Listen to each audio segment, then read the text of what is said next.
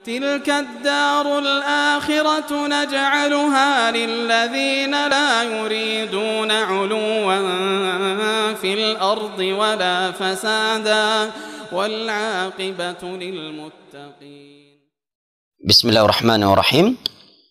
السلام عليكم ورحمة الله وبركاته. الحمد لله والصلاة والسلام على رسول الله وعلى آله وصحبه وسلم تسليما كثيرا. أما بعد, Alhamdulillah, puji dan syukur senantiasa kita panjatkan kehadirat Allah Jalla wa'ala yang telah berfirman, wa in ta'uddu ni'matallahi la tuhsuha innal insana lazalumun kafar. Dan kalaulah kalian ingin menghitung-hitung akan nikmat Allah atas kalian, la tuhsuha, niscaya kalian tidak akan mampu menghitungnya. Innal insana lazalumun kafar, sesungguhnya manusia itu pelaku kezaliman dan kekufuran.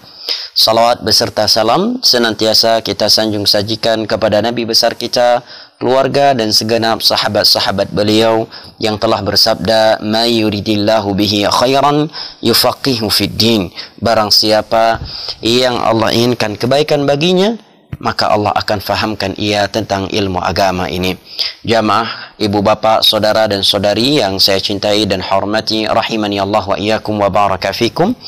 Kembali kita dipertemukan oleh Allah Jalla wa'ala di sore yang berbahagia ini, di waktu yang mustajab ini, setelah salat asar pada hari Jumat, mengkaji kitab Al-Arba'un Al-Jiyad fi Tarbiyatil Aulad, melanjutkan kajian kitab Al-Arba'un Al-Jiyad fi Tarbiyatil Aulad. 40 hadis Nabi SAW yang sahih seputar metode tarbiyah, pendidikan anak. Yang insya-Allah ta'ala pada pertemuan hari ini kita akan membaca hadis yang ke-10 atau setelahnya insya-Allah ta'ala. Baik, mari kita simak. Kata penulis rahimahullahu ta'ala wa hafizah, al-ashir an-nahyu 'anid du'a'i 'ala al-auladi was-sabru 'ala akhta'ihim. Larangan agama mendoakan anak dengan kejelekan dan perintah untuk bersabar atas kesalahan yang mereka lakukan. Ya, subhanallah ya, ini judul yang luar biasa dari Syekh dengan beliau sebutkan hadis yang berikut ini. Larangan mendoakan anak dengan kejelekan. Kemudian setelah itu beliau sebutkan anjuran perintah agama agar kita bersabar atas kekeliruan, kesalahan yang dilakukan oleh anak-anak. Karena seringnya orang yang mendoakan anaknya dengan kejelekan itu dikarenakan ketidaksabaran ia di dalam menyikapi atau melihat mereka yang sedang berbuat salah. Karena andai kata dia bersabar, tentunya dia tidak akan mendoakan mereka dengan kejelekan. Berikut ini kata Syekh, an Jabir bin Abdullah radhiyallahu anhuma, Qala Rasulullah sallallahu alaihi wasallam, la tad'u ala anfusikum. Dari sahabat yang mulia Jabir bin Abdullah radhiyallahu anhu. Janganlah, bahwa Nabi sallallahu alaihi wasallam bersabda, la tad'u ala anfusikum wa la tad'u ala auladikum. Jangan sekali-kali kalian mendoakan kejelekan terhadap diri kalian, dan jangan sekali-kali kalian mendoakan kejelekan terhadap anak-anak kalian, wala tad'u ala amwalikum, serta harta kalian. Ya. Nah, orang Aceh terkadang meeting bungi, masya Allah, doanya bipa le motor ke, bipa le Honda ke, bu mati ke bak aja. Baik lagi yang umi mentua, baik lagi yang hayabu mentua. Ni sabar, doakan yang gak mentang. Semoga berjerah doanya, semoga Allah memberikan hidayah kepadamu. Kan bisa. Jangan didoain supaya anaknya ditabrak mobil, semoga kamu keluar pergi perjalanan ke kantor kamu ditabrak mobil, ya. Semoga kamu dirampok, semoga kamu cepat mati. Nanti pas mati, ya beliau juga yang nangis, ya kan? Allahul musta'an. Ya. Maka Nabi SAW katakan, la tad'u ala anfusikum. Jangan sekali-kali kalian mendoakan diri kalian dengan kejelekan anak kalian dan terhadap harta kalian. La tuwafiqu minallahi sa'atan yus'alu fiha ata'un fayastajibu lakum. Khawatirnya doa kejelekan yang kalian panjatkan terhadap diri, anak dan harta kalian itu bertepatan dengan waktu mustajab. Waktu yang tidaklah Allah diminta sesuatu pada waktu tersebut melainkan Allah kabulkan. Ini sangat berbahaya. Dia mendoakan kejelekan terhadap anaknya pada asar hari Jumat. Allahul musta'an. Atau ya di Masjidil Haram, di depan Ka'bah, di sepertiga akhir malam, di saat turunnya air hujan, atau waktu-waktu mustajab yang lainnya. Rawahu Muslim. Hadis ini diriwayatkan oleh Imam Muslim pada nomor 3009. Baik, mari kita simak beberapa faedah yang akan disebutkan oleh penulis dari hadis ini berikut ini. Yang pertama, kata penulis, fawaid, beberapa faedah yang dapat dipetik dari hadis ini. Yang pertama adalah an-nahyu 'anid du'a'i 'alal aulad. Larangan mendoakan kejelekan terhadap anak-anak. Larangan mendoakan kejelekan terhadap mereka, tentunya pemahaman sebaliknya adalah anjuran mendoakan mereka dengan kebaikan.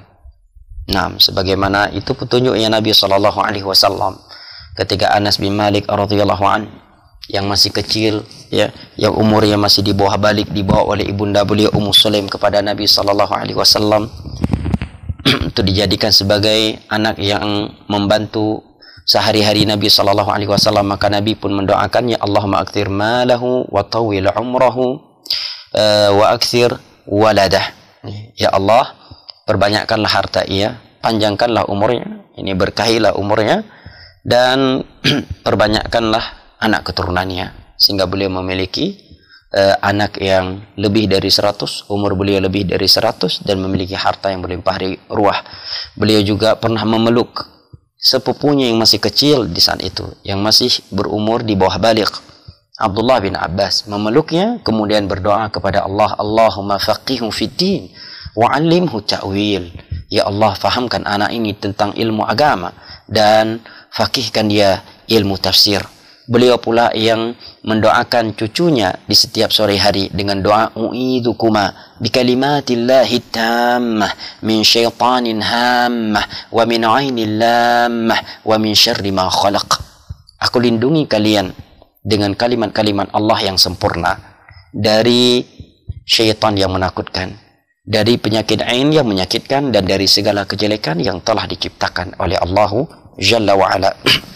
Berikutnya, faedah yang kedua dari hadis tersebut, kata Syekh, ad-du'a'u yustajabu idza tahaqqaqat asbabal ijabah. Idza tahaqqaqat asbabul ijabati walau 'alal aulad. Bahwa suatu doa itu akan dikabulkan apabila sebab-sebab ijabahnya itu telah terpenuhi. Yang berdoa adalah orang saleh misalkan di waktu yang mustajab, ya. Walaupun bunyi doanya adalah doa kejelekan terhadap anaknya. Maka hati-hati kedua orang tua atau seorang guru ketika marah kepada anak atau anak didiknya, jangan sampai ia mengeluarkan doa kejelekan. Karena ada sebagian orang yang kalau sedang marah benar-benar lost control. Didoain anaknya, semoga kamu mati dalam perjalanan ini, semoga kamu tidak akan bahagia, semoga kamu begini dan begitu. Ya, apa kebaikan yang akan dia peroleh? Andai kata Allah mengabulkan doa ia tersebut, yang ada hanyalah ya keterpurukan untuk dirinya dan anak-anaknya. Lebih baik dia doakan dengan kebaikan, karena Nabi SAW bersabda, "Thalathu da'awat mustajabat." Ada 3 doa yang pasti dikabulkan oleh Allah. Di antaranya adalah da'watul walid li waladi, doa orang tua untuk doa kebaikan orang tua untuk anaknya. Faedah yang ketiga, kata Syekh, 'alal murabbi an yahtamila akhta' as-sighar wa yasbir 'alaihim. Hadis Nabi di atas memberikan petunjuk kepada kita agar seorang pendidik itu bersabar, berlapang dada dengan kesalahan-kesalahan anak kecil, wa yasbir 'alaihim, dan hendaknya ia bersabar di dalam menyikapi mereka. Kalau ada yang berkata, tapi berat Ustaz, sabar itu ya berat. Anak yang ngomong juga berat, merasakan hal itu berat. Oleh karenanya Allah jadikan sabar kunci surga. Kalau mudah ya enak aja, semua orang masuk surga. Dengan mudah ya seorang masuk surga. Allah berfirman di dalam surat Al-Insan, wa jazahum bima sabaru jannatan wa harira. Dan Allah membalas mereka sebab kesabaran mereka. Jannah, Allah balas dengan sebuah syurga, wa harira, dan bidadari. Butuh sabar, ya, karena tarbiyah yang kita lakukan itu adalah ibadah antara kita dengan Allah. Bukan sekedar berhasil ataukah tidaknya anak didikan kita, baik tidaknya hubungan kita dengan anak kita, atau kalau kita seorang guru akan harmonis tidaknya hubungan kita dengan wali siswa, tetapi dia adalah pertanggungjawaban antara kita dengan Allah dan nilai ibadah dari kita antara kita dengan Allah Jalla wa Ala. Naam. Oleh karenanya kalau kita perhatikan ayat dan hadis yang menerangkan keutamaan menjadi seorang pendidik, baik seorang ustadz, seorang ustadzah, maka luar biasa keutamaannya. Tetapi ketika kita mempraktekannya, rupanya membutuhkan kesabaran yang luar biasa. Nah, yang keempat, kata Syekh, 'alal murabbi an yahrisa 'ala dhabtin nafsi 'inda al-ghadab wa at-taqayyud bi adab asy-syar'i fi ta'amulihi ma'al mutarabbi. Ini merupakan faedah yang luar biasa dan sekaligus tamparan keras buat kita semua, dan terkhusus anak sendiri yang juga sebagai seorang ayah yang kita sudah punya anak, bahkan kita juga sebagian kita memiliki anak didik yang diamanahkan kepadanya. Kata Syekh, seorang pendidik hendaknya dia benar-benar semangat bersungguh-sungguh di dalam mengontrol dirinya tatkala marah. Wa taqayyud bi adab syar', dan hendaknya ia merealisasikan adab-adab yang dianjurkan oleh syariat ketika bermuamalah, bersikap, bergaul bersama anak didiknya. Ini dua hal yang sangat penting, jemaah. Yang pertama, kata Syekh, hendaknya benar-benar semangat mengontrol dirinya ketika marah. Ya, tidak boleh seorang berkata, saya memang begini, kalau saya udah marah semua santri kena walaupun dia nggak bersalah. Ini keliru. Iya. Kemudian kata Syekh, wa taqayyud bi adab syara' fi ta'amulihi ma'al mutarabbi. Seorang pendidik itu mesti merealisasikan adab-adab syar'i ketika bermuamalah, bersikap, ketika bergaul, berinteraksi dengan anak didiknya. Ya. Jangan ketika dia berinteraksi dengan pengusaha, orang kaya, teman sejawat, Masya Allah adabnya. Begitu dengan anak didiknya, baik anak kandungnya sendiri ataupun anak didiknya. Ya. Dia sering lost control ketika marah. Ini tidak benar. Kata Syekh, an yahrisa ala dhabtin nafsi 'inda al-ghadab. Hendaknya ia semangat mengontrol dirinya ketika marah. Ya. Jangan sampai seorang ketika marah, sikapnya atau ucapan yang keluar dari mulutnya seakan-akan ya, dia bukan orang yang sudah menghafal Al-Quran, bukan lagi orang yang dipanggil ustadz, ya, ya, mama nekmi carut, ya, Yahya nekmi carut. Nah, ya, apa salahnya seorang anak, ayahnya udah nitipkan ke pondok, nggak tahu pun anaknya sedang berbuat salah, tiba-tiba gedeng carut. Yang berkatalah ilmu ide, yang buat salah anaknya, yang dicaci maki ayah dan ibunya. Ya, betapa marahnya Rasulullah Sallallahu Alaihi Wasallam ketika mendengar sahabatnya yang mulia Abu Dzar Al-Ghifari, sahabat yang sangat dicintai oleh Rasulullah, sahabat yang sangat spesial di sisi Rasulullah. Tetapi tatkala Nabi mendengar kalimat yang keluar dari Abu Dzar, ya benas sauda, beliau memanggil seorang sahabat yang lainnya, wahai anak wanita yang hitam. Apa kata Nabi kepada sahabatnya yang sangat dimuliakan, dicintai oleh Nabi tersebut, yang termasuk minas sabiqin al-awwalin wal muhajirin? Ya.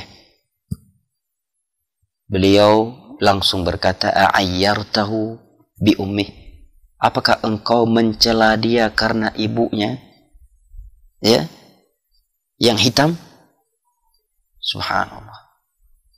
Lalu bagaimana dengan orang yang icarut, mana mi icarut? Ma santri icarut. Iya santri icarut. Allahul musta'an. Ya, ini harus dididik dulu, baru boleh menjadi pendidik harus belajar, harus banyak-banyak belajar, harus banyak-banyak introspeksi diri, harus banyak-banyak istighfar, dan harus mendengar, berterima kasih jika ada orang yang mau memberikan teguran dengan baik, ya, dengan hikmah. Nah, karena memang kita anak Adam, tiada satupun di antara kita yang luput dari kesalahan. Ya, semua kita punya kesalahan, ya, punya kekurangan. Disinilah pentingnya kita hadir di majelis ilmu agama sehingga saling tegur menegur, saling mengingatkan antara satu sama yang lainnya. Ini sangat penting, ya, terlebih lagi buat anak pribadi, ya.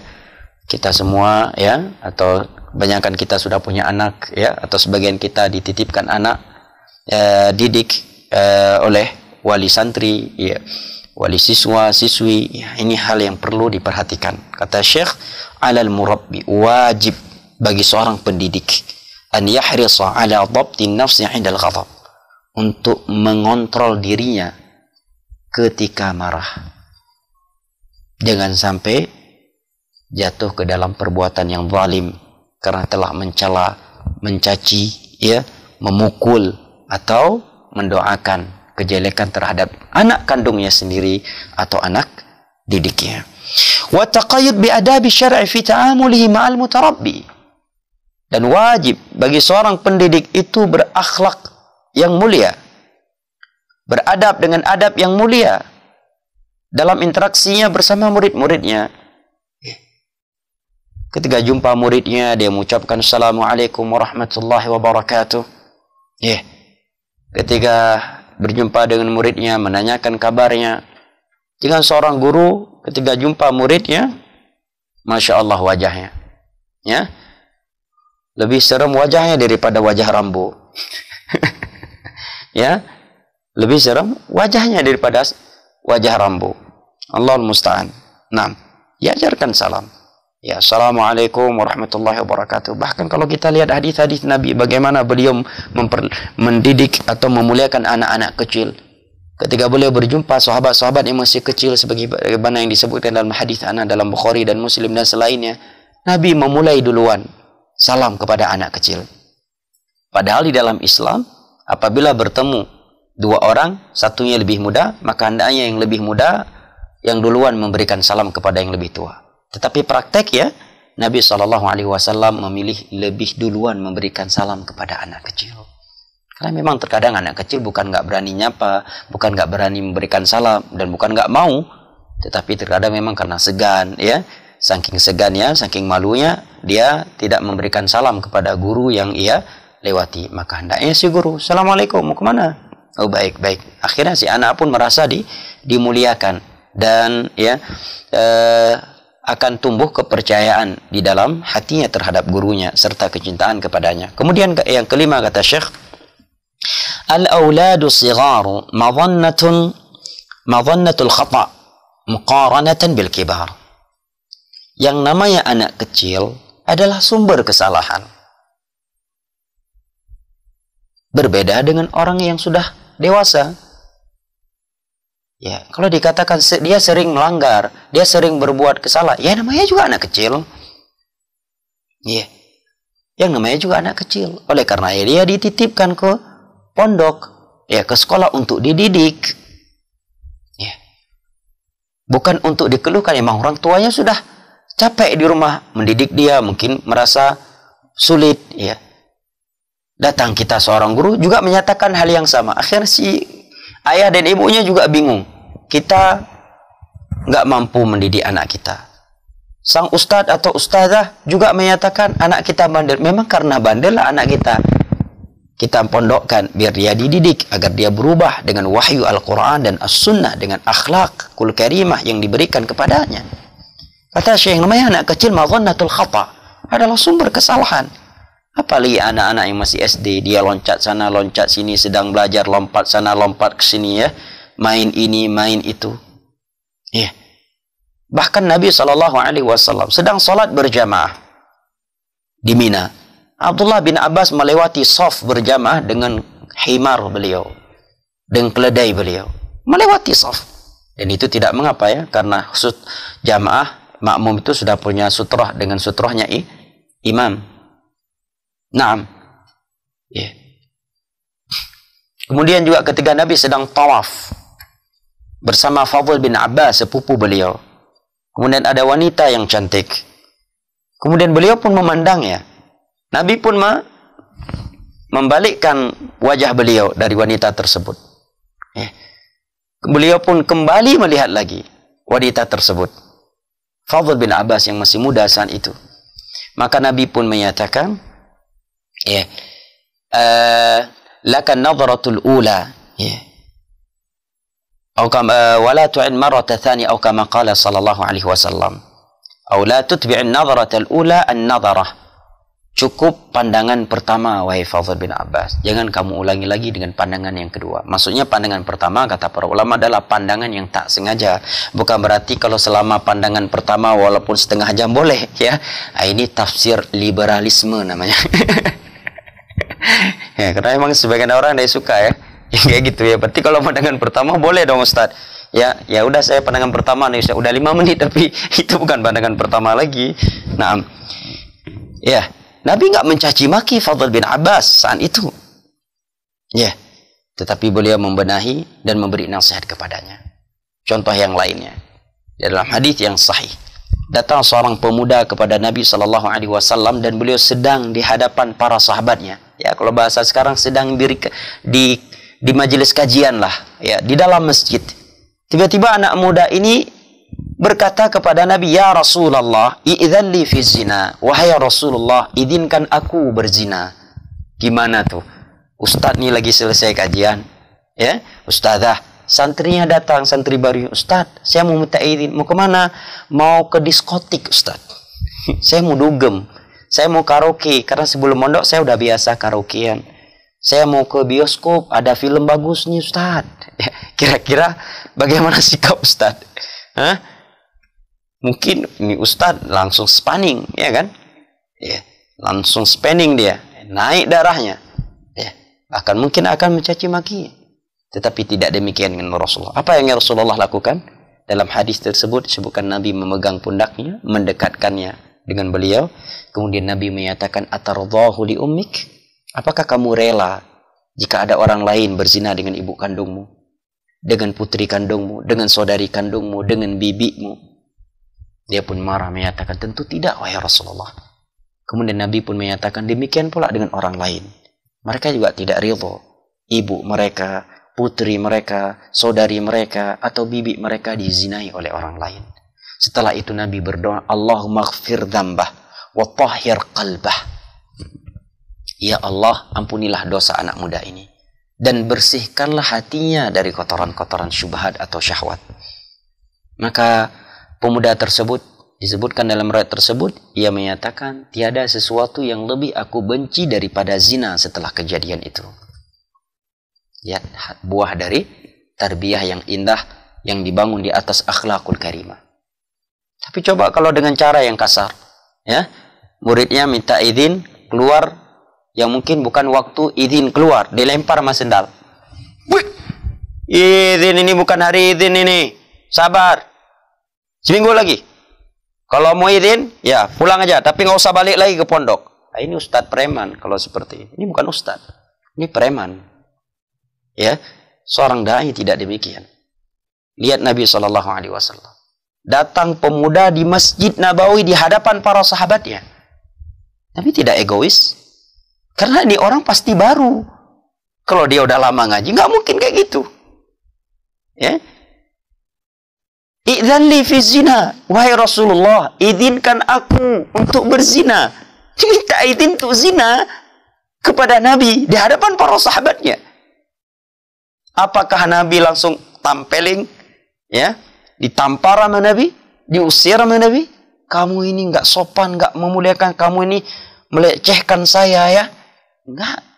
Nabi pegang pundaknya, Nabi dekatkan dia dengan dirinya. Kemudian Nabi berkata, atardahu li ummik, atardahu li bintik, atardahu li ukhtik, atardahu li ammatik, atardahu li khalatik. Apakah kamu rela jika ibumu dizinai oleh orang lain, jika putrimu dizinai oleh orang lain, jika saudarimu dizinai oleh orang lain, dan jika bibimu dizinai oleh orang lain? Dia pun menjawab, tentu tidak, wahai Rasulullah.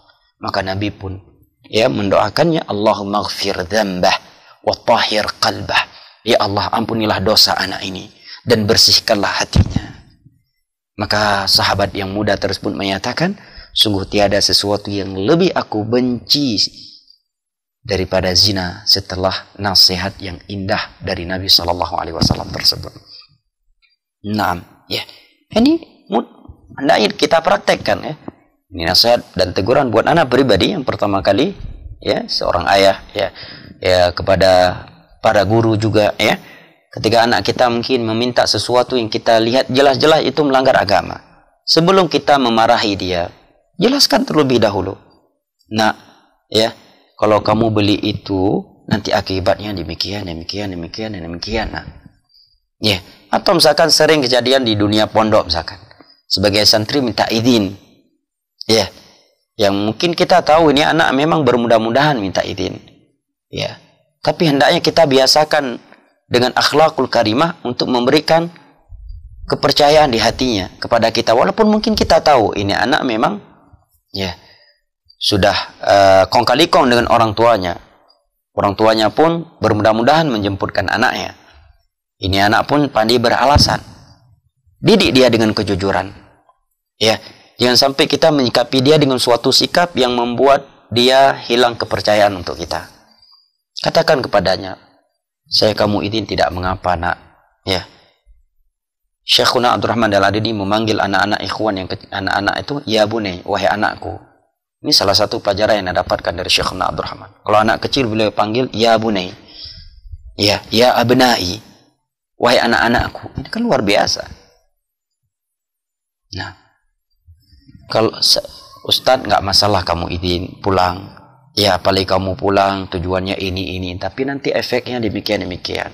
Kalau kamu pulang tertinggal banyak pelajaran, nanti kamu kewalahan sendiri. Ketika kamu sudah kewalahan belajar, mengejar pelajaran yang tertinggal, syaitan akan memberikan bisikan-bisikan kepadamu agar kamu tidak belajar lagi, agar kamu keluar dari pondok karena merasa sudah berat mengikuti pelajaran yang sudah tertinggal, yang banyak tertinggal. Ujung-ujungnya kamu nggak mondok lagi, kan sayang. Sementara keutamaan menuntut ilmu agama itu luar biasa. Sampaikan ayat, sampaikan hadis, sampaikan ucapan ulama salaf. Adapun apa yang akan dia lakukan setelah itu hidayah di tangan Allah Subhanahu wa taala. Naam, kata Syekh, al-auladus sighar madhannatul khata' muqaranatan bil kibar. Anak kecil itu memang sumber kesalahan. Berbeda dengan orang yang sudah dewasa. Nah, lidza yura'una 'indal khata'. Oleh karenanya anak kecil itu mesti diberikan perhatian, kasih sayang, disikapi dengan hikmah, dengan rahmat tatkala mereka melakukan kesalahan. Apalagi sudah dia anak kecil perempuan lagi, ditambah lagi dia anak yatim. Ya, tegakah seorang guru, ya, mengeluarkan seorang anak didiknya, anak yang berstatus sebagai anak yatim? Ya, bukankah, ya, Nabi SAW bersabda, ana wa kafilul yatimi fil jannati hakadha. Aku dengan orang yang memperhatikan anak yatim di dalam surga itu seperti ini, antara jari telunjuk dengan jari jempol dekatnya. Tidakkah kita takut terkena doa Nabi SAW yang berbunyi, Allahumma inni uharriju ilaika haqqad dha'ifain. Ya Allah, kepada engkau lah aku serahkan hak dua hambamu yang lemah, anak yatim dan orang lemah. Subhanallah. Sudah anak kecil, ya laki atau perempuan, anak yatim lagi, kita sikapi dengan keras, ya, seperti tidak ada kata maaf, seakan-akan dia tidak akan mungkin mendapatkan hidayah lagi, seakan-akan dia tidak akan mungkin berubah lagi. Lah, bukan demikian dakwah sunnah.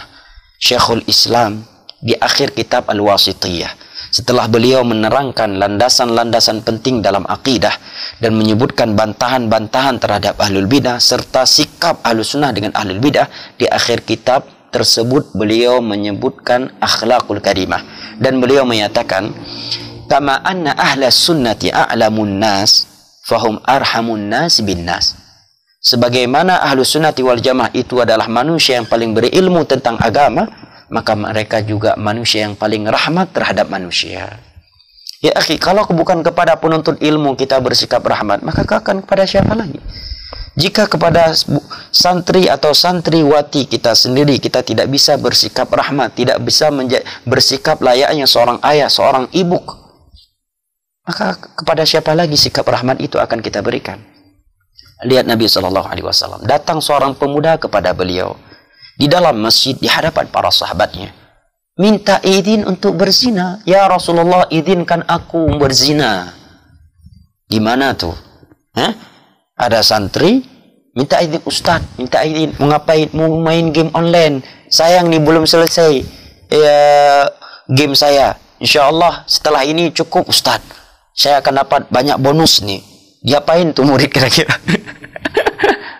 Kalau antum ya ustadznya, jangan dimarahin, ya. Dinasihati seperti Nabi. Ya, Allah musta'an, ya. Nabi tidak marah, Nabi memegang pundaknya, mendekatkan dia kepada beliau, kemudian memberikan nasihat-nasihat indah yang telah kita simak di atas, kemudian beliau akhiri dengan doa kebaikan untuknya. Allahu Akbar. Kemudian Syekh menyebutkan faedah tambahan dari Ibnu Katsir bahwa Allah Jalla wa Ala berfirman di dalam surat Yunus ayat ke-11, "Walau yu'ajjilullahu lin-nasi syarra isti'jalahum bil khairi laqudiya ilaihim ajaluhum." Dan andai kata Allah mengabulkan setiap doa kejelekan yang diucapkan oleh manusia, niscaya akan diakhiri ajal mereka. Ya, beliau menukilkan faedah dari Ibnu Katsir di sini dan juga disebutkan oleh Syekh Abdurrahman As-Sa'idi dalam tafsir beliau di bawah ayat ini, bahwa memang di antara sifat rahman Allah, Allah tidak mengabulkan setiap doa kejelekan yang diucapkan oleh orang tua kepada anaknya atau kepada dirinya serta hartanya. Andai kata Allah kabulkan setiap kali mereka berdoa dengan doa kejelekan, maka mereka sendiri akan hancur. Ini salah satu dari rahman Allah Jalla wa Ala kepada manusia.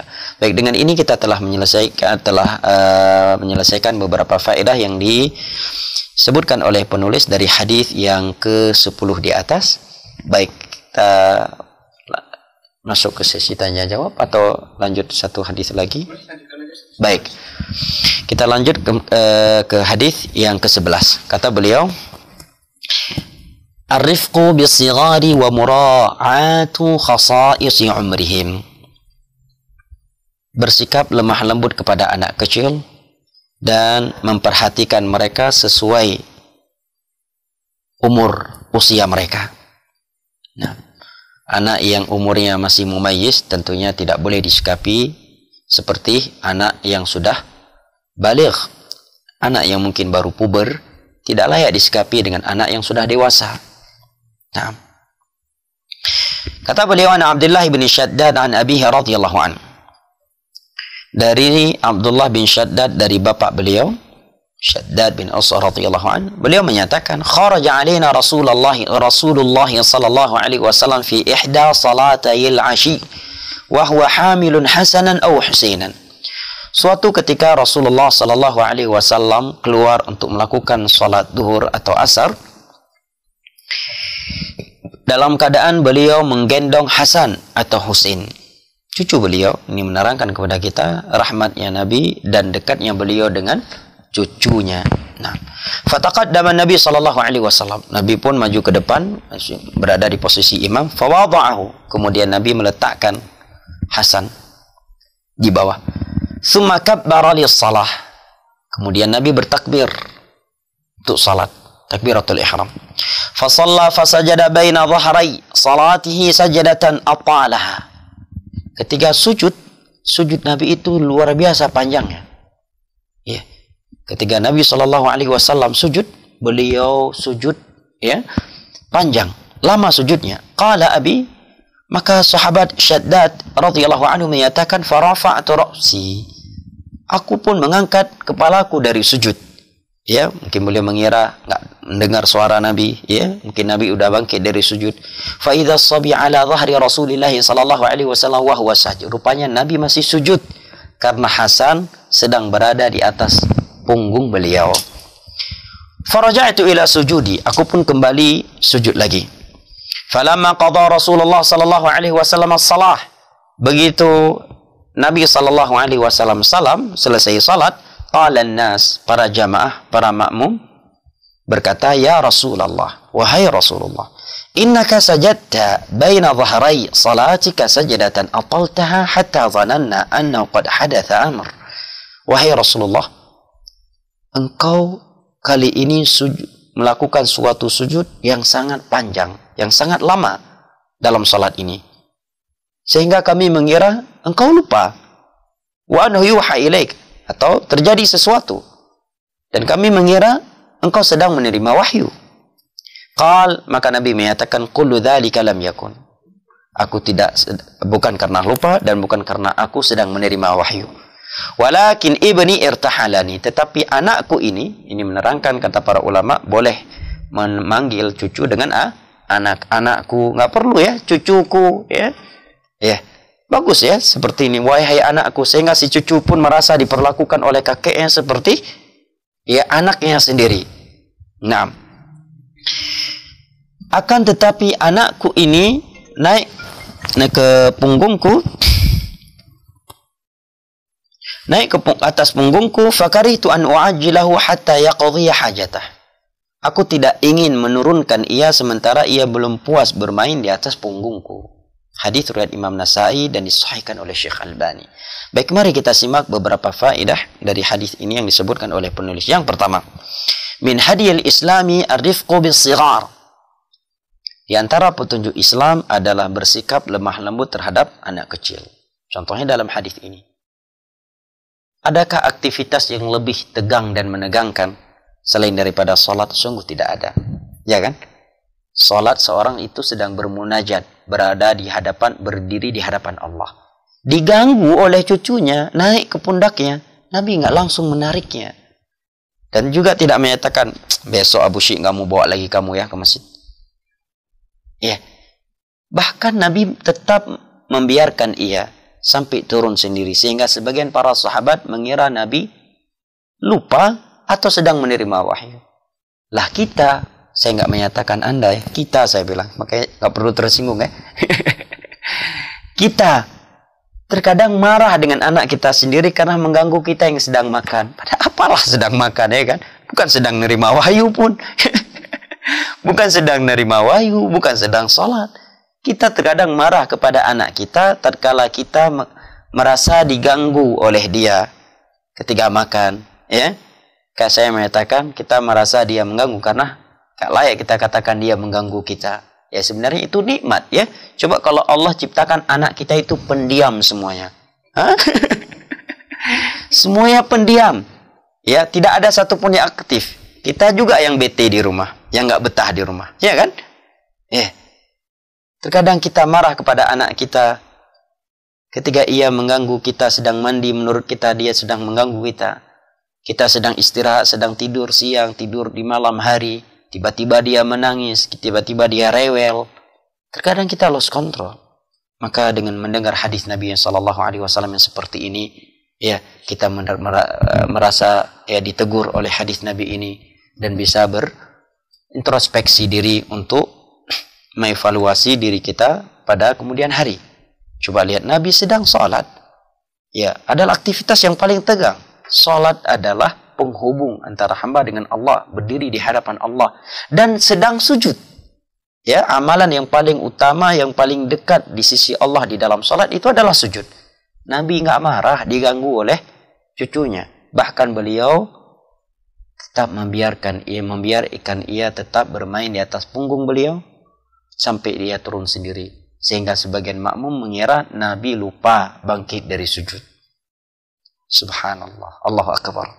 Nah, yang kedua, kata penulis, masyru'iyyatu istishabi sighari amakinil ibadah liya'lifuha wa ya'tadu 'alayha wa la haraja fi istishabihim ila al-masajid idza umina 'abathuhum wa kanu tahta mutaba'ati awliyaihim.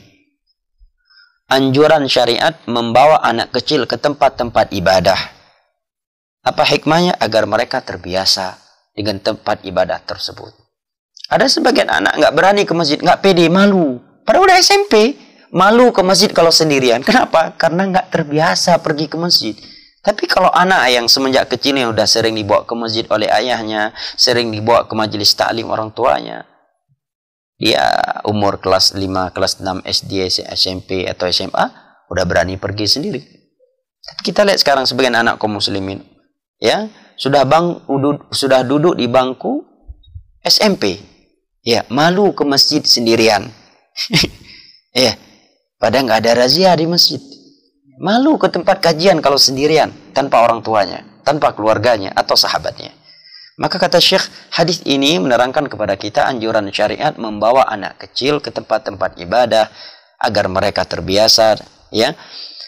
Dan tidak mengapa mereka dibawa ke masjid dengan syarat. Nah, ini juga perlu diperhatikan. Kita tidak boleh ekstrim dan tidak boleh remeh-temeh. Kita harus di pertengahan. Ya, karena khairul umur awsatuha. Sebaik-baik perkara adalah yang pertengahan. Dengan syarat kata Syekh, idza umina abathuhum. Jika ia merasa aman, anaknya tidak akan mengganggu orang lain. Ya. Dan setiap orang tua pasti tahu karakter anaknya. Ini anak saya, kalau saya bawa ke masjid, buyar nih masjid. Ini jangan dibawa. Ya, jangan dibawa.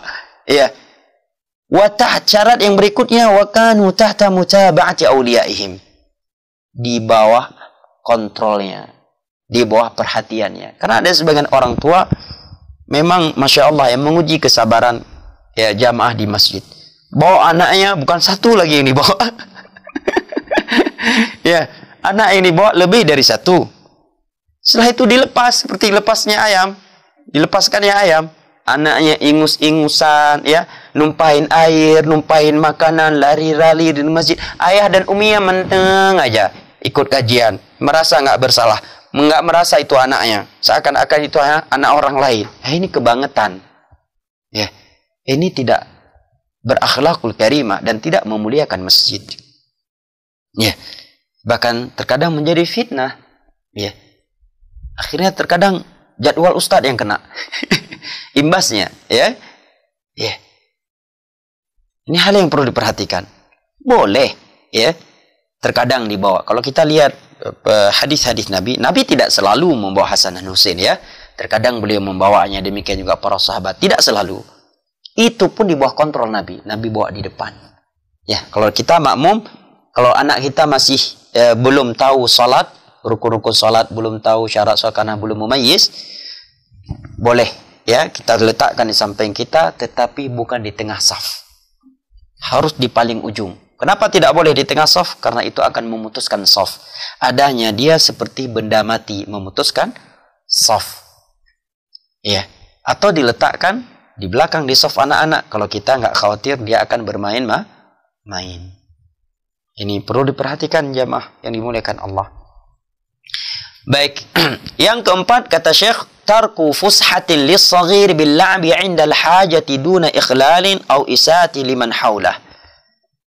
Membiarkan anak kecil bermain, ya, diberikan keleluasaan mereka bermain tatkala mereka membutuhkannya, tetapi duna ikhlal, jangan sampai luput dari perhatian orang tuanya. Au isaatin liman haulah, atau mengganggu orang yang berada di sampingnya.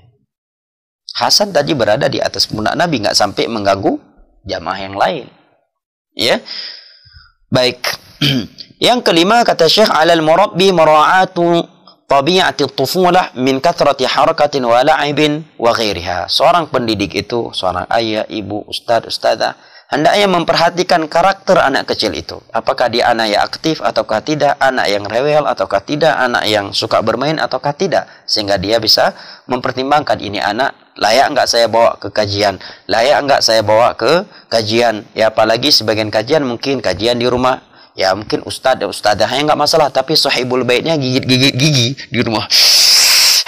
Sahibul bait, lihat sebagian anak, bungaku, ya ini bunga lidah, apa nama bunga? Lidah, enggak ada lagi sekarang. Nama lidah mertua, ya.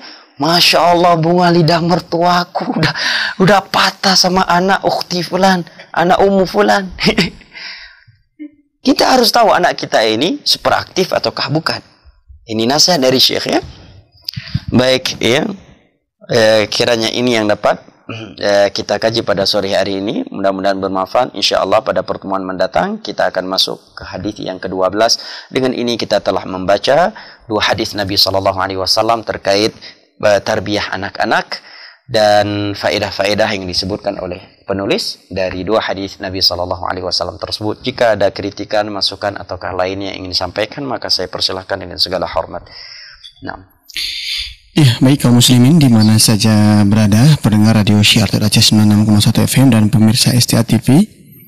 Bagi Anda yang ingin bertanya, silakan kirimkan pertanyaan ke 0852 1414 2314. Insyaallah akan dijawab di akhir pertemuan kita ini. Ustaz, sudah ada masuk berapa pertanyaan? Insyaallah akan kita jawab, Ustaz ya.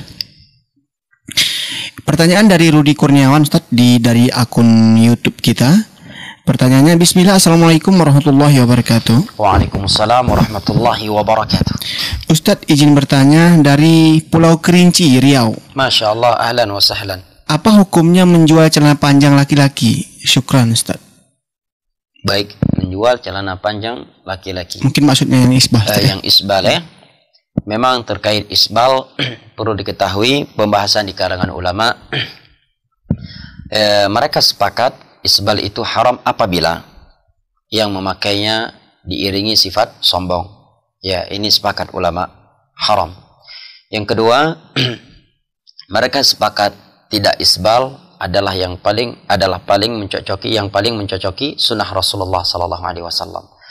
Hanya saja terjadi kesilangan pendapat di kalangan ulama apabila seorang menggunakan pakaian yang isbal, tentu yang laki-laki, tetapi tidak ada sifat sombong padanya. Maka ada 3 pendapat dalam hal ini.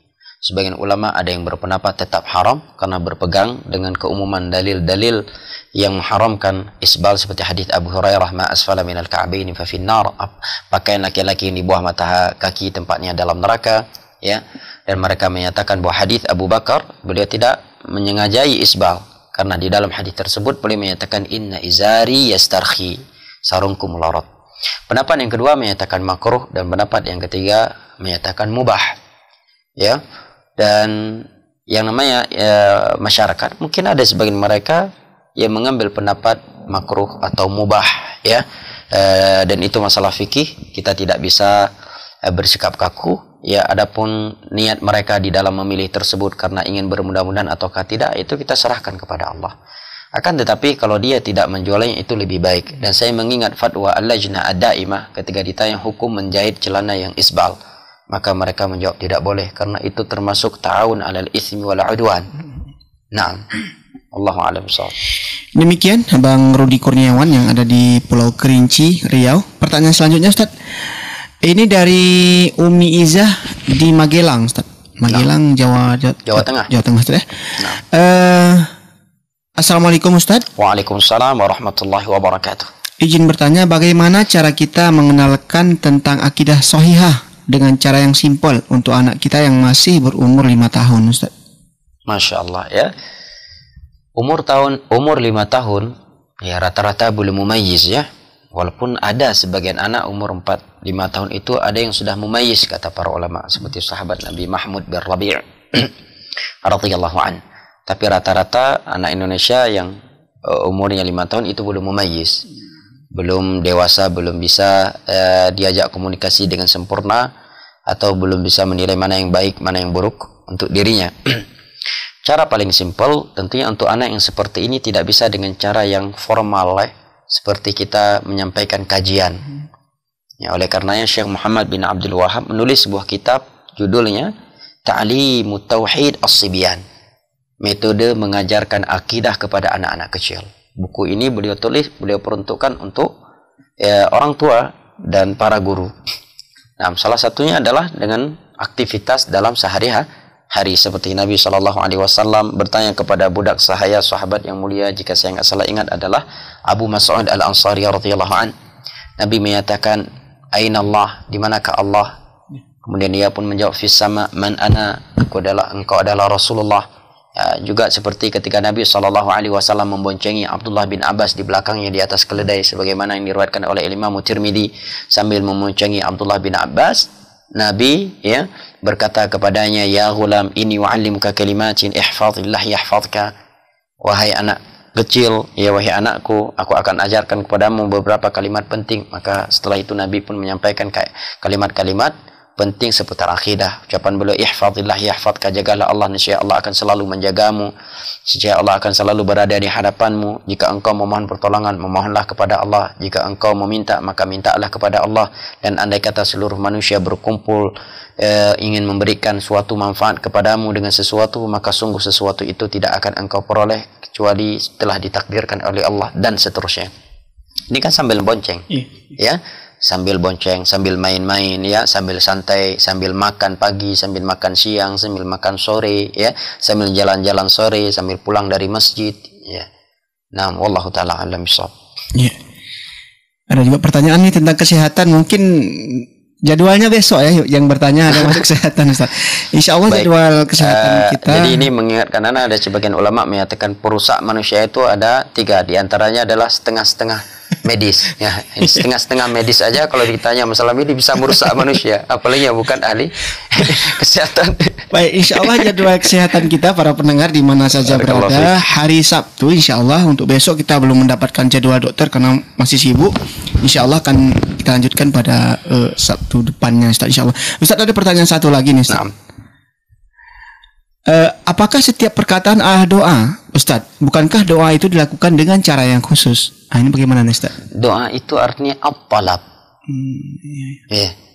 Permintaan. Ini kata doa secara etimologi. Permohonan kepada Allah. Itulah doa.